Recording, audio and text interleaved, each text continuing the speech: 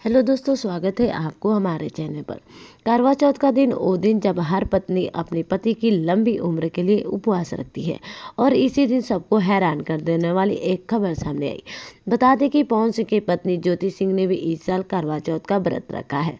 बता दें, जहां एक और पवन सिंह और ज्योति सिंह के रिश्ते में कई विवाद चल रहे हैं, वहीं दूसरी ओर ज्योति ने सबको चौंकाते हुए कहा, रिश्ते टूटते नहीं अगर दिल में मोहब्बत बाकी हो। लोगों ने पूछा, क्या ये दिखावा है?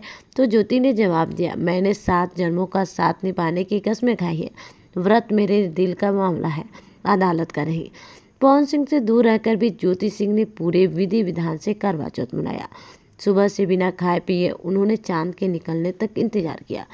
थाली में दीपक जलाए, पानी का लोटा रखा और जब आसमान में चांद निकला तो उन्होंने वही किया जो हर सच्ची पत्नी करती है। बता दें कि लोगों ने ये सिर्फ एक व्रत था, पर ज्योति के लिए ये उम्मीद थी कि शायद एक दिन उनके रिश्ते के चांद में फिर से रोशनी लौट आए। ज्योति भी आप तो कह चुकी थी कि अब पवन से रिश्ता खत्म है, फिर करवा चौथ का व्रत क्यों रखा? रिश्ते खत्म कागज पर होते हैं, दिल में नहीं। आज भी जब चांद दिखता है तो उसी का चेहरा याद आता है।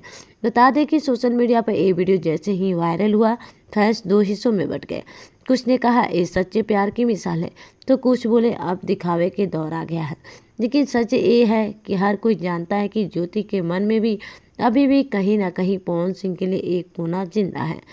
प्यार अगर सच्चा हो तो व्रत सिर्फ एक रस्म नहीं, एक एहसास बन जाता है। और शायद यही एहसास किसी दिन पवन और ज्योति के रिश्ते में फिर से उजाला लेकर आए। ऐसे ही पवन सिंह और ज्योति सिंह की हर छोटे मोटे खबर जानने के लिए बने रहिए।